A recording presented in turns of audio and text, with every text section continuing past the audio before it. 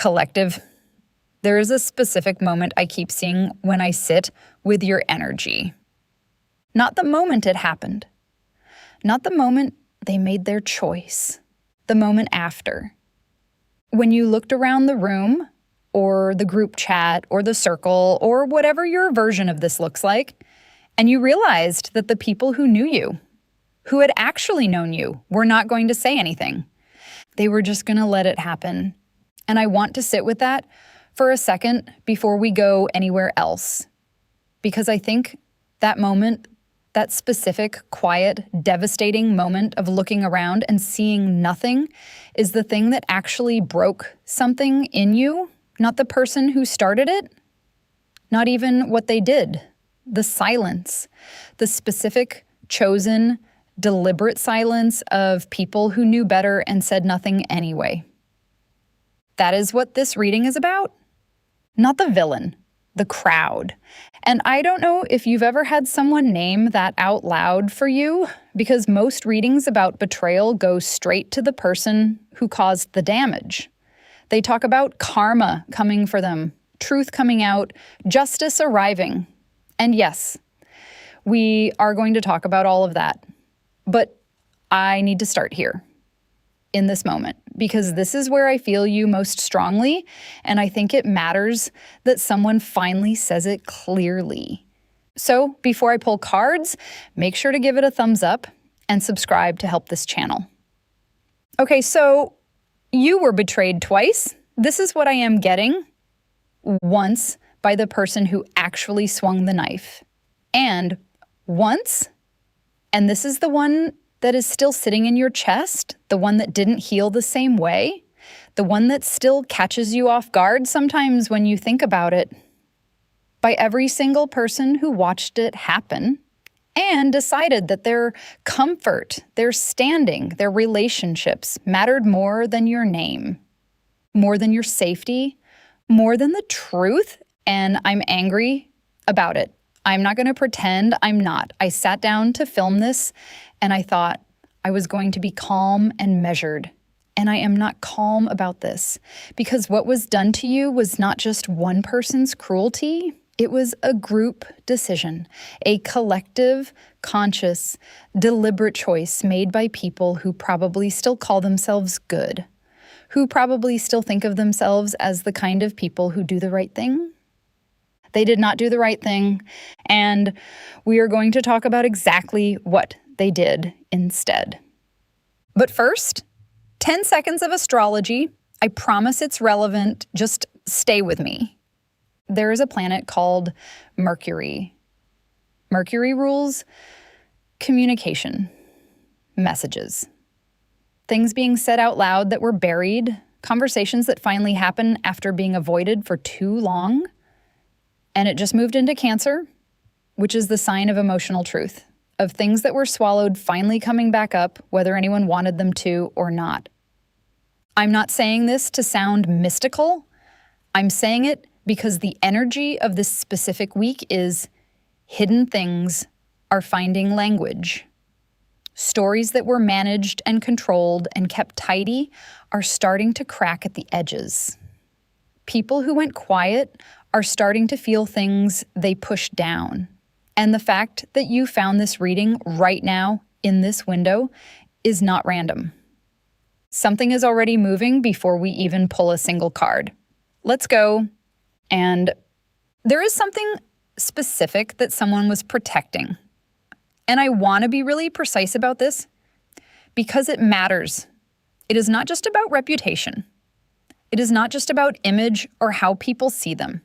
This is about something concrete, something that if it came out fully with the whole picture visible, with all the pieces in the right order, would completely rewrite how people see this person or these people.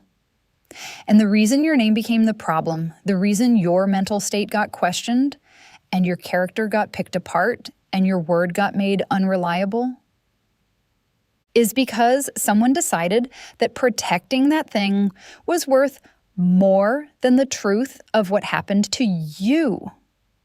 You have to sit with how deliberate that was. This was not confusion. This was not people getting the wrong information and drawing the wrong conclusion in good faith. Some of them, and I want to be careful here because not everyone in this situation made the same choice. Some of them knew. They had access to the real version of events, and they made a calculation anyway. They looked at the situation, they looked at you, they looked at what it would cost them to stand for what was right. And they decided you were worth less. I need a second with that. You were decided to be worth less, not because of anything you did, not because of anything real about you, because you were the easier sacrifice, because protecting you would have cost them something, and protecting the other thing cost them nothing. By people who probably called themselves your community, who used words like loyalty and care, and we look out for each other. And when it actually cost something, when it was actually time to mean any of those words, they looked at the price and said no. Not for her, not for him, not for them. That is allowed to still hurt. The passage of time does not shrink that. If anything, it makes it heavier because you have had to carry it longer without anyone acknowledging what it actually was. And here's what I want to say about the people who went along, because I think it matters to separate them. And I think you actually already sense this distinction, even if you haven't named it. There were people who actively participated, who took what they were told and ran with it enthusiastically, who added their own commentary, who spread your name around like a warning, watch out for this one, and felt completely righteous doing it. Who never once paused to ask whether what they were being told was true because it felt so satisfying to be on the right side of something. Those people made a choice with full access to their own conscience, and I don't have a lot of grace for them. But then there are the ones who just went along, who heard a fragment of the story and shrugged and figured if that many people are saying it, then it's probably true. Who didn't reach out to you, who didn't ask questions, who just quietly updated their picture of you based on what someone else decided they should think and then went on with their lives. And here is what I want to say about that second group. And I say this not to excuse them because what they did still caused real damage. They got played completely. Someone they trusted used their trust as a weapon against you. And they were so conditioned to believe in the person handing them the story, so invested in their version of that person as someone trustworthy and good, that questioning it genuinely never occurred to them. They thought they were doing the right thing. They thought they were informed. They had no idea they were being used as instruments. And here is what is changing right now. Here is the specific shift I keep feeling in your energy. Those people, the second group, the ones who went along without fully knowing, they are starting to feel something. Not a big dramatic revelation. Something quieter than that. A small private moment of, does this actually add up? A detail that doesn't sit right. Something they were told that now, when they look at it again, doesn't quite match something else they know to be true.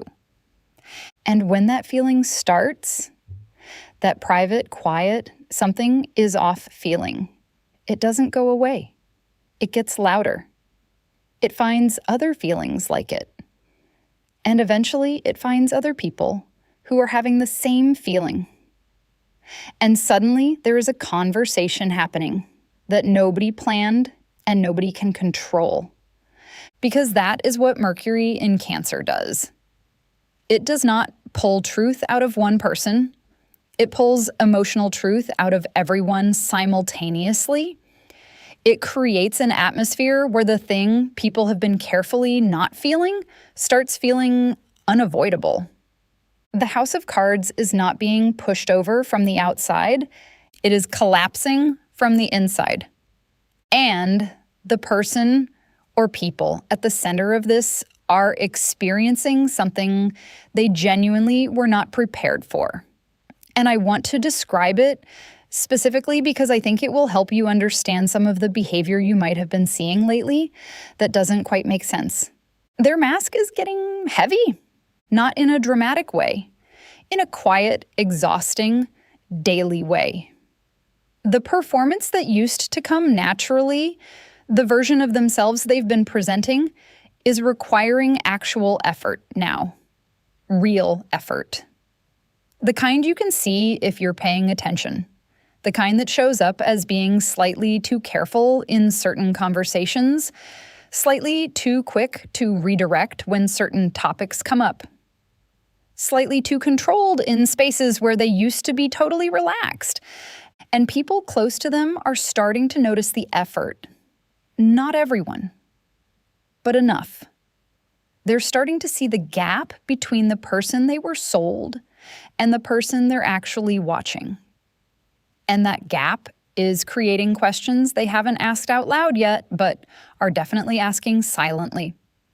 For someone whose entire social position depends on a specific image holding steady, this is genuinely terrifying. Because the image is not just a performance to them, it is their infrastructure. It is the thing their relationships are built on, their status, their protection, their ability to navigate any situation and come out looking like the reasonable one. If people stop believing it, they lose everything. So they are gripping the narrative tighter than they ever had to grip it before. And that tightness, it is visible. Desperate control has a specific look. It looks like defending yourself against accusations nobody has made yet. It looks like bringing someone's name up unprompted and framing it as concern. It looks like very carefully managing which people talk to, which other people, and making sure information flows only in the directions you can monitor. It looks like someone who can hear something coming and is trying to build a wall before it gets here. They cannot build it fast enough. And I want to talk about the hypocrisy piece because it is genuinely sitting on my chest right now and I need to say it. The people who participated willingly in what happened to you, there is a very high probability that they consider themselves good people. I mean, really specifically good. Consciously good. The kind who have a whole internal narrative about their own character. Maybe they're spiritual. Maybe they're the first to show up loudly on the right side of public things. Maybe they talk constantly about community and care and integrity. And yet, when it came to you, all of it disappeared. Just like that, the values, the principles, the whole identity as someone who does the right thing, none of it protected you. None of it made them pause when they were actively making your life smaller and your name dirtier and your opportunities fewer. Because their goodness was always conditional. It was contingent on you being someone they needed to be good to. The moment someone told them, or they decided that you didn't deserve that goodness, that you were actually the problem, the goodness switched off, just like that. And they didn't feel guilty. That is the part I cannot move past. They felt righteous. And they called it love. They called it protection. They said they were standing up for someone vulnerable, someone who needed them, someone who would have been hurt if they hadn't stepped in. And that story is so effective because it is almost impossible to argue with. Who can say protecting someone you love is wrong? Who can say loyalty is a bad thing? Nobody. That's exactly why it works as a cover. You cannot name what was done to you without them immediately redirecting to, but I was protecting someone. And suddenly, the conversation is about whether protection is valid instead of about what actually happened to you. It's a misdirection. It has always been a misdirection, and some of the people who fell for it didn't even realize they were being misdirected because it was packaged in something that felt morally legible. Something that felt like love. This is what makes this kind of group betrayal so specifically insidious. It weaponizes the language of care. It uses the most human impulse, protect the people you love, as a mechanism for harming someone who did not deserve it. The people who genuinely believed they were doing something good, who thought they were the heroes of this situation, they are going to have the hardest reckoning, not because they were malicious, because they have to face something that might actually be harder than malice, that they were used, that their real love for someone was hijacked and turned into a weapon against you, that they didn't just fail to help you. They were made into the instrument of your harm without ever choosing to be. That is a brutal thing to have to see about yourself, and some of them are starting to see it, and here is what is happening inside this community right now.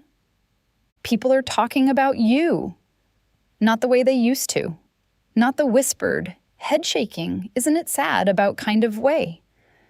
A completely different register. Someone saw something or heard something or finally connected two pieces they had been holding separately and realized when you actually put them together, the picture looks nothing like what they were told. And there's an aliveness to those conversations now. The specific feeling of fog lifting, of seeing the real shape of something you've been squinting at for a long time, of finally having language for a discomfort you couldn't name before. The people who were loudest and most certain and most vicious about who you were and what you did, they have gone very quiet, and I need you to understand what that silence actually is. Because silence from someone who used to be loud is not neutral. It is not them moving on. It is not them finding something else to talk about. That kind of silence, that sudden, careful quiet from someone who used to have so much to say, is the sound of someone who has learned something that has made them stop talking. Someone who is recalculating. Someone who is no longer sure enough of what they know to keep saying it out loud. That is the sound of the story losing its grip on people. For some of you, this is already showing up in small signals you've been noticing but maybe haven't trusted yourself to name. Someone who ghosted you watched something you posted. Someone who blocked you has quietly unblocked you without saying anything. Someone who was cold to you in a shared space is being slightly less cold in a way you can't fully explain, but you felt it. These are not accidents. These are people testing the water before they decide whether to cross. Now, I need to prepare you for something because I think you need to hear this before it happens rather than in the middle of it. Some of them are going to reach out. And when they do, your instinct is going to be to open the door because that is who you are. You extend grace. You do not want people to suffer even when they participated in yours. You will feel the pull to say it's okay, to make it easier for them to absorb their discomfort the way you have absorbed so many other things. I need you to slow down before you do that. Because some of the people who reach out will genuinely be sorry. They will have sat with what they did, and it will have cost them something to look at it clearly, and they will come to you with something real. That is possible. That happens. And you will feel the difference in your body when it does. It will feel like relief on both sides, like something actually releasing. But some of them, and I need you to hear this without flinching, some of them are reaching out because they are scared. Not sad, not sorry, scared. Scared of what is coming out. Scared of how they are going to look when the full picture becomes visible. Scared that you have information or evidence or a perspective that is going to cost them something they care about very much. And so they are doing math. Quietly, privately, they are calculating that reaching out to you now, before everything fully surfaces, is cheaper than dealing with the consequences later. They are trying to make you feel generous toward them before you have reason not to be. They are performing just enough vulnerability to get access to your softness. That is not remorse. That is risk management dressed up as an apology. And the reason I'm telling you this is not to make you hard. It is not to make you close off or become someone who cannot receive genuine reconciliation when it is real. It is because you are someone who tends to meet people where they say they are rather than where they actually are. And right now, specifically in this window, you need to let someone's behavior over time speak louder than the message they send you in a moment of fear. You owe nobody access to your healing, not because you are cold or unforgiving, because your healing is yours. It belongs to you. It happened inside you, and it cost you enormously, and you get to decide who is in the room for it. And look, if what I just said hit you in a specific way, if you're sitting there thinking, yeah, but my situation is more complicated than this, there are details. There are people involved. There are things I cannot say in a comment section. Personal readings are open again. Link is in the description. If you want to talk first before booking, my WhatsApp and email are there too. Just come find me. I'll get back to you. And I want to talk about what you have actually done because I think you walk straight past it. You are so close to your own life that you cannot see it from the outside. But I'm seeing it from the outside right now, and I need you to actually hear this. You were handed a version of yourself that someone else wrote. A name, a reputation, a character built with care and intention specifically to destroy you, and you were supposed to take it. You were supposed to internalize it until it became the truth, until you were so small and so unsure of yourself and so disconnected from your own perception that you couldn't find your way back to who you actually are.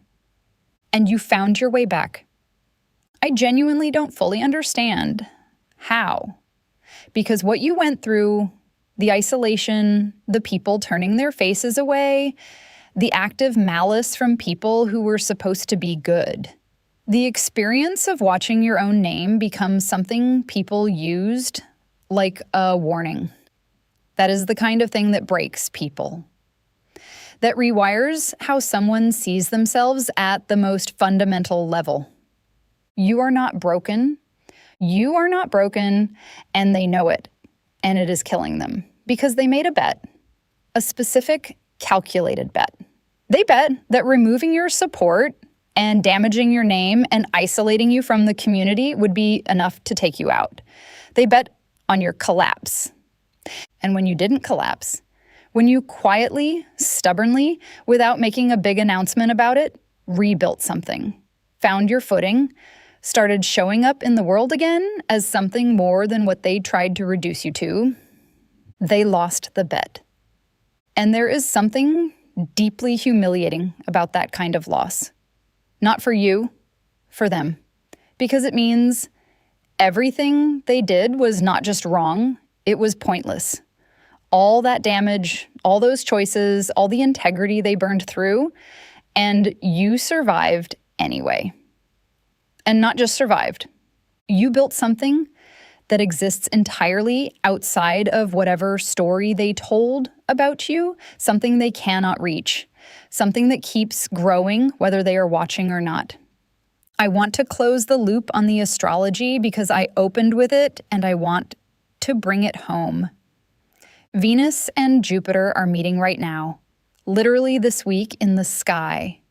Venus is the planet of what you deserve, your worth, what is owed to you.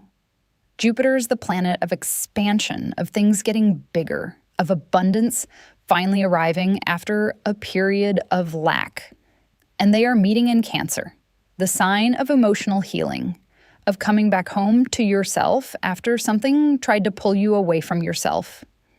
The two planets that mean what you deserve and what is expanding for you are in the same place, in the sky right now, in the sign of homecoming. I don't need you to believe in astrology, but I need you to notice that the energy around your situation genuinely feels different right now than it did. Something is moving. The cards are confirming it. The sky is confirming it. And something in you already knew it before you clicked on this video. What belongs to you is coming back, and I want to end here. And here is what I know from this reading, and I want to say it directly because I think you need to hear it without softening. You were not caught in the crossfire of something bigger than you. You were not random collateral damage. You were specifically targeted because of something in you that was threatening to someone. And I know that sounds almost worse, and in some ways it is, but I need you to understand what it means. They were not acting from cruelty for its own sake. They were acting from fear. Specifically, fear of who you are when you are fully yourself. Fear of what you might say or do or become if you weren't managed, contained, made smaller, made to doubt yourself enough that you would not trust what you clearly saw. They needed you small, not because you were dangerous in any harmful way, because your full self, your actual self, the one that exists when nobody is telling you who to be, is genuinely powerful, genuinely bright. The kind of presence that makes people who operate from manipulation and performance deeply uncomfortable because you expose the gap between what they perform and what they actually are just by existing in the same space. You don't have to do anything. You don't have to say anything. Your presence alone is the problem for people like that. Your clarity is the problem. Your refusal to pretend you don't see what you see is the problem. You were always the threat, not your pain, not your anger, not even what you know about what happened. You, just you, existing, being yourself, refusing to disappear even when disappearing would have been so much easier and so much less painful. And now, here you are, not disappeared, building something real in a life that is genuinely yours, moving somewhere they cannot follow, operating from a place of clarity and your own authority that is growing every single day, whether they are watching or not. The community is doing the math now. They are seeing who you are, and they are seeing who they trusted. And the numbers are not adding up the way they were told they would. And the people who were most certain about you are the quietest. And the people who repeated the story the loudest have stopped repeating it. And something has shifted in the atmosphere of the whole situation in a way that everyone can feel, even if nobody has said it plainly yet. You did not need them to come around. You were not sitting and waiting for their validation. You were not holding your breath. But they are coming around anyway. Not because you fought for it, not because you made them, because the truth does not require the maintenance that lies do. The truth just stays true. It sits there quietly and stubbornly, and it keeps being true. And eventually, the weight of everything piled on top of it becomes too heavy for anyone to keep holding up. This is that moment. This is the weight becoming too much. This is what was underground finally breaking the surface. And you, exactly as you are, carrying everything you've carried, having survived everything you've survived, you are standing on the right side of it. You always were.